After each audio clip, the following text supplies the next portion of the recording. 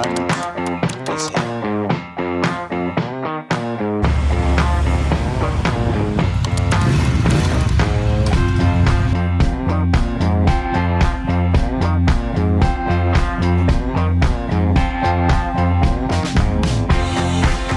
There's the Monster. Did I make the right choice? Hello from a slightly overcast day in Tenerife, but it is still warm. Let me rewind a bit, because yesterday afternoon, Monica and I were on a walk in Las Americas, and we're walking along and we saw a motorcycle rental company that specializes in Ducati Monsters. And all of the Ducatis were on Hungarian number plates, so it's a new company. They've bought them all in Hungary, brought them all over to Tenerife. And there's a reason why I was so interested in this, because the Triumph Speed Triple that I used to own, when I bought that, it was between the Triumph Speed Triple and a Ducati Monster. And then when I bought the Bonneville, it was between the Triumph Bonneville and a Ducati Monster. So the Ducati Monster's always just evaded me, and I've always been really, really curious. How does a Ducati Monster stack up to a Triumph Speed Triple, a Bonneville, or any other bike you may consider? Did I make the right choice, basically? So I've sent a message. I'll await to see if one's available, and if it is, I just cannot wait to try it and find out. But while we wait, I'll get on to something, because now, obviously being a Brit living in Tenerife and sending money to Tenerife, to Spanish bank accounts, and dealing with foreign clients, I've had some issues now paying, for example, the rent in pounds sterling to the Spanish bank account of our lettings agent. So the first time I did it, it took 3 days for them to receive the money. It cost me £9.08, and when they finally received the money, it was 28 euros short. So just in the past 2 days, I've started using PaySend, and I've tested it out. Instead of costing £9.08 to transfer the money, it costs £1, and it's instantaneous transfer as well. So it feels like a bit of a no-brainer. And if you click on a link in the description and use code Freddie, you get your first 3 transactions for free, but £1 per transaction. I've set it up. It's incredibly easy to set up. You just do a scan of your driving license or passport, so you can have pretty much limitless amount of money that you can send. I'll show you how it works. So you just do face recognition. Right. It actually has, you can send money to over 100 different countries. My current bank, you can only do it to 37 countries. So if I go here, I'll just turn the phone while I type in Spain. Okay. You can see at the moment it's £0 to send to a bank account, and to a card, if you want to send it, you can actually click here, view rates. If you click send money and add code Freddie to this bit, that's where you click on the invite code and you can save money. But I click here and I do 1,050, which is my current rent, and you can see there it's just £1, and it should send, or should arrive, within a few minutes. Then you just press continue, put all the card details, and it is as easy as that. But it gets excellent Trustpilot ratings. So if you are a digital nomad, or you need to send money to different countries in different currencies, I've tried and tested this. It does work very well, and I highly recommend it. But now, all there is for us to do is wait for that WhatsApp message, and maybe finally, I'll get a chance to ride not just my first Ducati Monster, my first Ducati ever. It's a bit like the Alfa Romeo of the car world, I think. You have to have owned at least one Ducati, or at least you have to have tried one, so I actually understand what all the hype's about. If they don't reply within 10 minutes, I'm just going down there. Just had a reply. They have a Ducati available, so Monica and I are going to ride or drive over about 10 minutes away, do all the paperwork, but I can't believe it. In 30 minutes, I will finally be testing out Ducati and seeing what all the fuss is about. But let me show you this old Land Cruiser. Monica, pass me that. These are so popular in Tenerife, and I know I'll be showing you a lot of these, but it's the condition of them. It's glorious. Toyota Land Cruiser. I don't know how old, but this will be an old one. My guess would be mid-80s or something like that. And the wheel arches, it's always the wheel arches I go to first. That is as crisp a wheel arch as you could imagine. I rate these as highly, coolness-wise, as the Wranglers, the Defenders, things like that. These are incredible, not just coolness-wise, but one of the most capable 4x4s on the market. The moment is here. There's two outside. I don't know which one I'm going to get. Oh, I love these. It's the classic styling of them. That's what I love. Single headlight, really light. Just a bike that would be incredibly fun on proper roads, especially. Maybe I'll start taking up just a little bit up the volcano to really push it. I've been in your waters.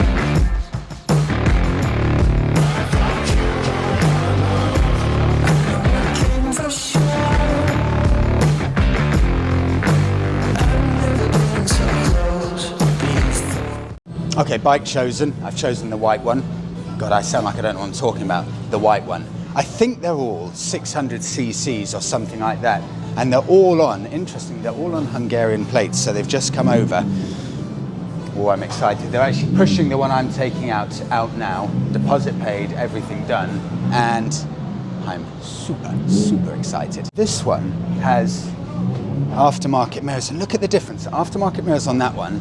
And this one has the standard mirrors on. It makes such a big difference, but I love these, especially when it's in red, because you get the single headlamp there, just beautiful Ducati red, and these, like, what do you call them, kind of trellis frame where it looks almost like scaffolding there.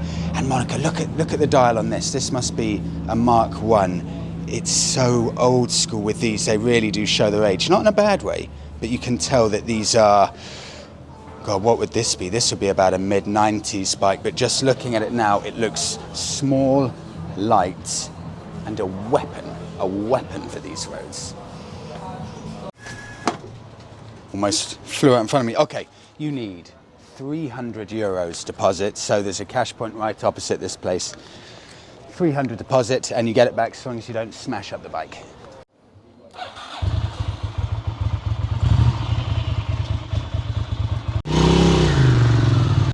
I am 20 meters into the ride. Look what we've got here. Lamborghini Diablo, Ferrari F40, and Ferrari, forgotten the name. Wow. It's so ridiculously rare to see a Diablo and a Ferrari F40 on the road. Ridiculously rare. These will be attracting a huge crowd. It's a tough one. I'd take one of these. I'd take the Diablo or the F40. Maybe the Diablo. I know that's more special, worth more, I'm sure, but I do like the Diablo. Oh, and I almost forgot that I've got a Ducati now. So that's the place we rented it from. Here's the Ducati. We're literally 20 minutes away, 20 meters away, and I almost forgot. Shall we do a walk around here? So, I'm going to be completely honest. I actually don't know what year this is. So I'm not sure what year it is. My guess is it would be a late 90s model or something. It's going to be the 600. Someone let me know in the comments. I should know, but because it's on a Hungarian plate, usually if it's a British plate, I'll type in the reg, I can see everything about it. Here, I don't know, but it will be a 600cc. Super light and chuckable, but you can tell it's old because look at the dash on this. It's got, I mean, this has to be from the 90s, I'm sure. Such an old school looking dash, just very simple there. It doesn't even have, actually, this one, a rev counter. I'm 6'1", and it's a really low seat height if you look at the bend on my legs, but it feels chuckable. Let's go home. I'm going to get some proper kit on so I can go for a real ride on this. I can't wait. You know what it feels like? It's small, it's compact, it's light. You can easily lean it both ways. So light. I can't wait to just chuck it around and see how much more fun it is even than the Bonneville, because the Bonneville isn't a focused bike. This is a focused weapon.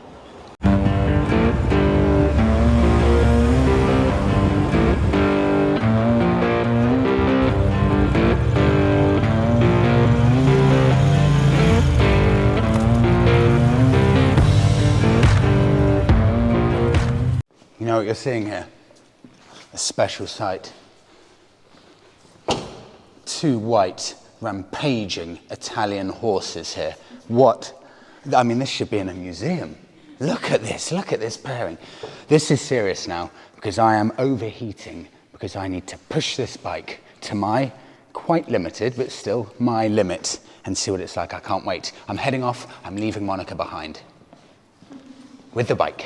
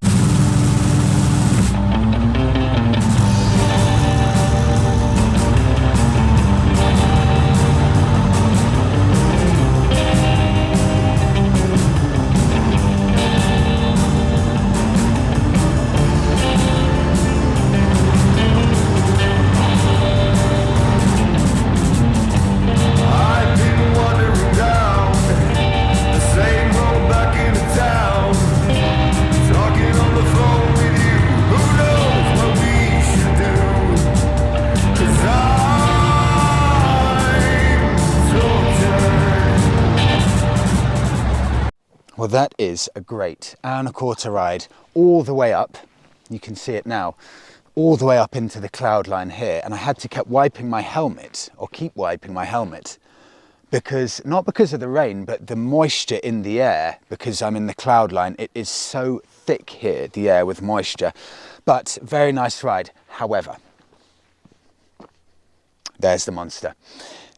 Did I make the right choice? And how do I feel about it? Well, riding it makes me remember now very vividly why I sold my Triumph Speed Triple.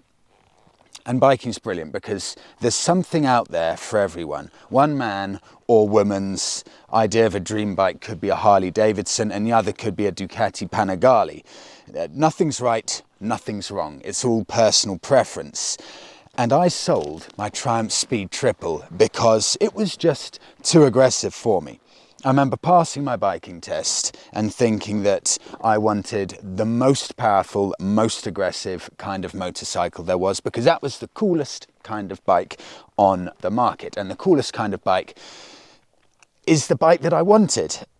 But my preferences changed pretty quickly. Well, pretty quickly, after about 4 years, my preferences changed and I evolved into, finally with the Bonneville, the kind of biker that I now realise that I am. I am not an aggressive motorcycle kind of guy.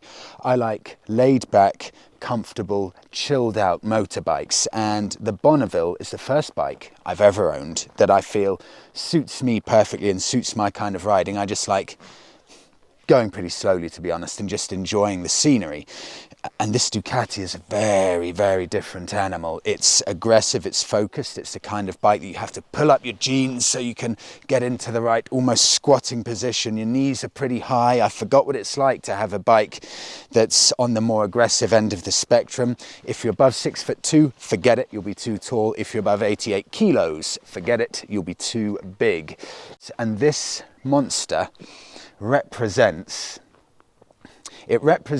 a stage in my life of biking that I've now progressed past in my mind. So it represents what I used to want in a bike, and it's clarified in my mind that it's not the kind of biker that I am. It's brilliant, I enjoy it, I appreciate it, it's been great, but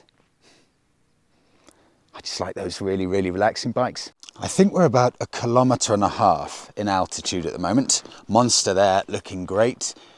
And we're at a very interesting spot here. I can't quite figure out what they're growing, whether it's tomatoes or vineyards. I think it may be tomatoes, but they're growing them there. And I can hear music coming from each of these little houses here. I think people actually live in them and grow maybe tomatoes there, but you can just see how thick the cloud is here. There was, oh, there's just one bit of blue sky there, but it really is very, very thick cloud around here. I better head back. I think sunsets in about half an hour and I'm pretty high now, so I'm going to get a move on, get back down as quickly as possible. I said they love the old Land Cruisers in Tenerife. Wow, this is one of the coolest ones I've seen. I have no idea how old this is, but it looks like it has to be a good 50 to 60 years old. Let me know if you know anything about this model of Land Cruiser, because it's one of the most incredible looking ones I've ever seen. Look at the simplicity of the dash, and also I love just these steel boxes there for storage. Probably the first one I've ever seen of this age, I would reckon, and it is an incredibly special vehicle. Well, good morning. Following morning today, and we're about to go in for a coffee. I've persuaded Monica to come with me to, I think we'll probably go to Adeje, which is about 15 minutes away. And this is one of the reasons why I never quite bit the bullet with a Ducati, and that is my perceived lack of pillion comfort on the Ducati. So I can't wait to see what Monica thinks, but we'll go for coffee now. Beautiful weather. Just make the absolute most of it.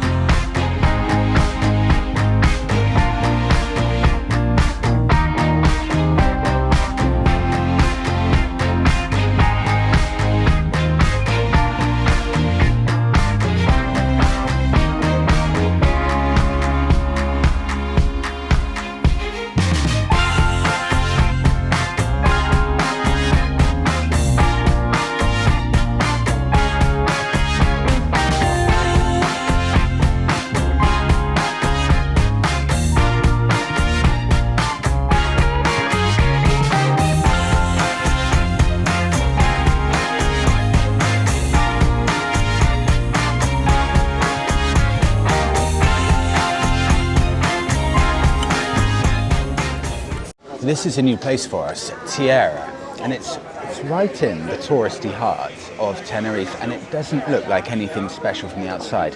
You'd really have no idea that it's so good, but this is a brilliant place. If you like vegetarian or vegan stuff, or you want to try it, this place is very good and really good value. €750 for a proper full English breakfast. And we're right on one of the most popular touristy bits of Tenerife, and actually this area here, being completely honest, it's not the most beautiful bit of Tenerife, but it's one of the more, it must be one of the earlier established touristy bits. I always find when you're testing out a bike, go for a ride and then wake up the next morning, you can completely gather your thoughts and you've got a really clear head. And I woke up this morning excited to get back on the Monster, and the ride over here with Monica, I was very pleasantly surprised at how comfortable it was. And Monica, I think you backed me up. It's not bad for two people, actually, is it? So it was a very short ride. Yeah, it was a short ride, and after 20, 30 minutes or so, even for the rider, you do notice those high foot pegs like that, and you really are significantly more crunched up in a more aggressive position. Even though it's not a powerful bike, you do start to feel it. But got an hour and a half left. We'll make the most of it. I've been wedged in.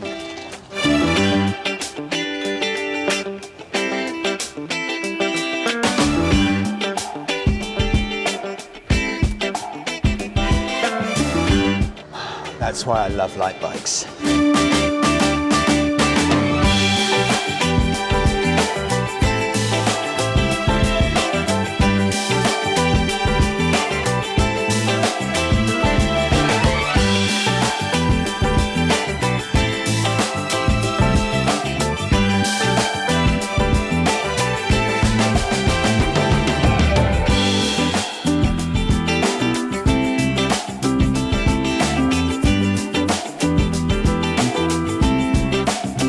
final thoughts. First things first, I have to just show you this. The engine sound, the exhaust sound, it is a stunning sounding bike. It's only a 600cc bike. It's 2003 model. It's 600cc. It's only 53 horsepower. It's not a quick bike, but it is an aggressive bike with the way you sit. But one thing, okay.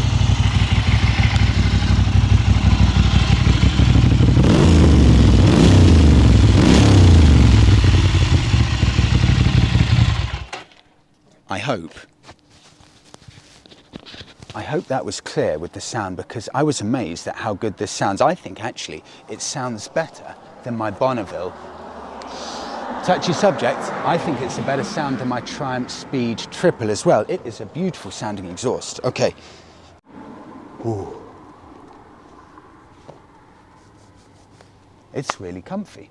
Relatively speaking, this is really comfy for a pillion. I'm hugely impressed with this. Monica's sat on the back for about 25 minutes now. No issue at all. And for pillion comfort, that's a huge plus. Although one thing I would say, I think the centre stand on these is way too upright. Yeah, if you come round to the front, Monica, it was windy yesterday and I was too scared to leave this bike just left on its centre stand. You can see that you're almost completely at 90 degrees with the ground, and it's quite unnerving actually when you leave this bike in any kind of wind. Monica sat on this, seat height wise, she's 5'6". She cannot put both feet on the floor flat, but she can on the Bonneville.